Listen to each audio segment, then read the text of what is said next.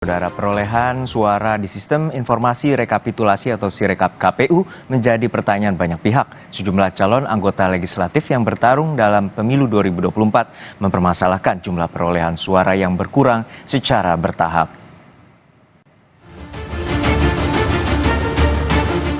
Kisruh penghitungan suara melalui sistem informasi rekapitulasi atau Sirekap KPU kian hari kian memanas. Anomali perolehan suara Sirekap KPU membuat banyak pihak mempertanyakan data dari KPU.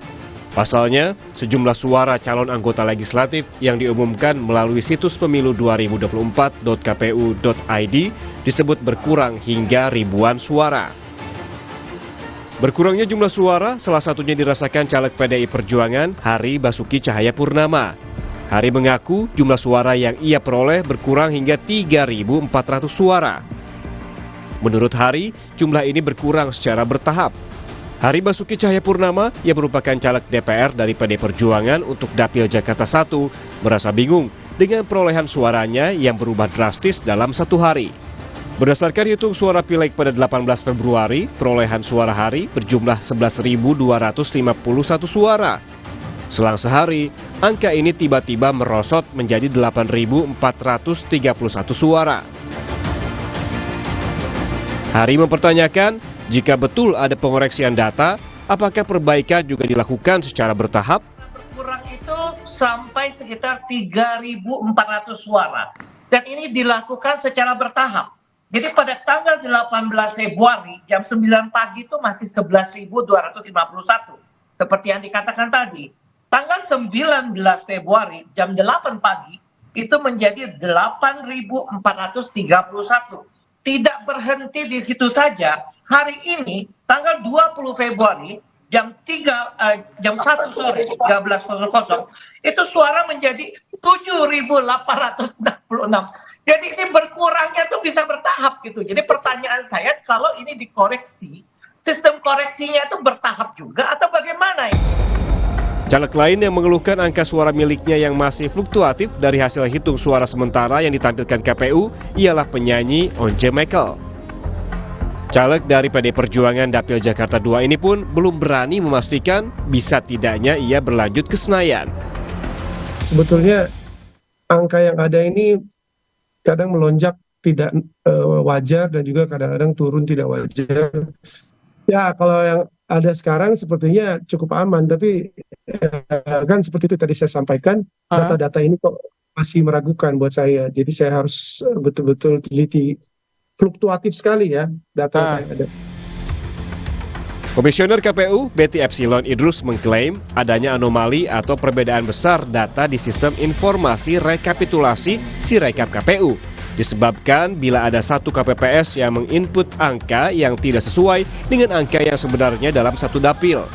Betty juga menyinggung faktor banyaknya pemegang akun yang tersebar di 800.000 lebih TPS.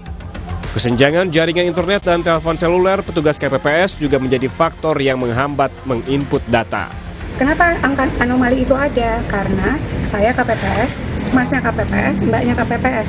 Ada salah satu dari kita yang tidak menyesuaikan dengan angka yang sebenarnya, maka data kita nggak akan kompatibel dalam satu dapil. Oleh karenanya, sistem menemukan ini nggak kompatibel. Silahkan diperbaiki oleh siapa? SOP-nya diperbaiki oleh KPU Kabupaten Kota untuk presiden dan wakil presiden, dan juga demikian juga untuk tadi DPR dan DPRD, DPD diperbaiki oleh KPU.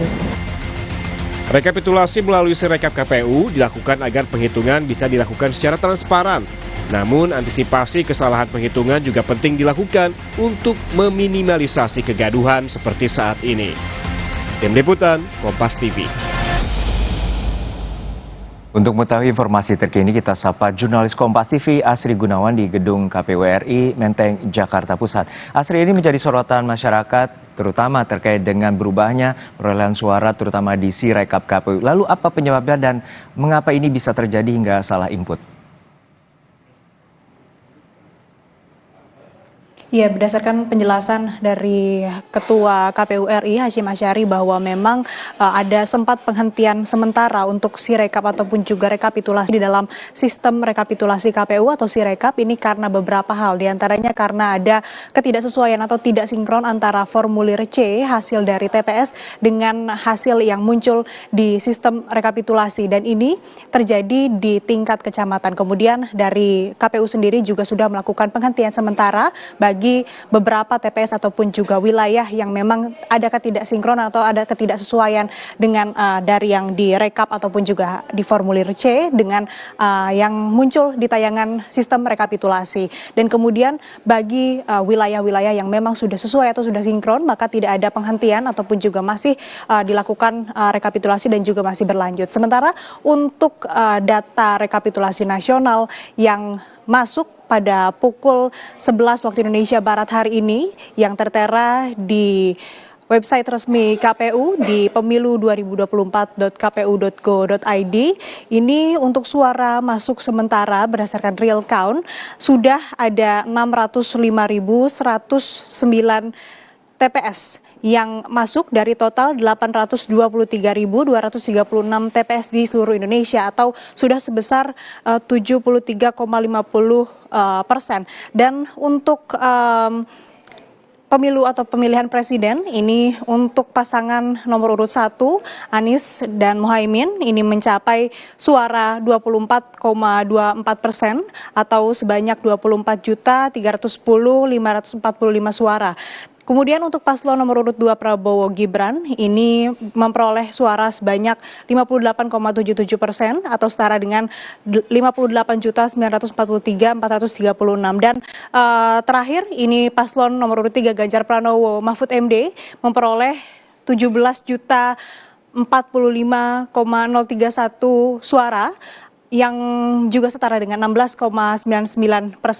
Dan terkait dengan sistem rekapitulasi yang menjadi pro dan kontra, berdasarkan keterangan dari anggota Komisi Pemilihan Umum RI, Idam Holik memastikan bahwa sistem rekapitulasi suara atau Sirekap ini tidak ditutup ataupun juga ini akan tetap dapat diakses oleh masyarakat untuk mengetahui perkembangan terbaru hasil pemilu 2024. Meski sebelumnya memang Bawaslu ini pada hari Sabtu kemarin ini sempat memberikan saran kepada KPU agar Sirekap untuk sementara waktu tidak menampilkan data angka perolehan di tempat pemungutan suara agar yang ditayangkan ini masih banyak angka yang tidak sesuai ataupun juga tidak sinkron. Tapi dari KPU sendiri menilai bahwa ini penting, masih harus ditampilkan ataupun juga masih terus bisa diakses oleh masyarakat karena ini penting diketahui oleh masyarakat dan hasil pemilu ini bisa transparan di masyarakat. Baik, terima kasih. Laporan Anda, jurnalis Kompas TV, Asri Gunawan dari Gedung KPU Pusat Jakarta. Dan saudara, 19 TPS di Sumatera Utara akan menggelar pemungutan suara ulang dan 5 TPS akan melaksanakan penghitungan suara ulang. Ketua KPU Sumut, Agus Arifin, menyebutkan telah berkoordinasi dengan KPU RI soal logistik pemungutan suara ulang. Selain itu, KPU Sumatera Utara juga meminta KPU Kabupaten Kota menyiapkan sarana dan memberikan informasi kepada warga terkait PSU. Di Kabupaten Deli Serdang, pemungutan suara ulang akan dilakukan di 13 TPS karena tertukarnya surat suara calon legislatif DPRD Kabupaten Kota di TPS yang tidak sesuai dengan daerah pemilihannya. Sudah ada jurnalis Kompas TV Yulia Kezia yang bersiap di Medan, Sumatera Utara terkait dengan PSU atau pemungutan suara ulang. Yulia, hingga saat ini bagaimana jalannya pencoblosan pemungutan suara ulang terutama di Kota Medan?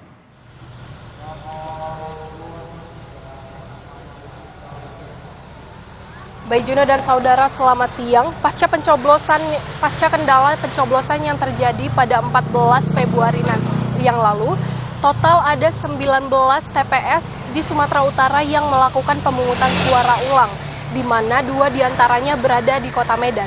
Dan saat ini saya sedang berada di TPS 21 yang berada di Jalan Pabrik Tenun, Kecamatan Medan Petisah.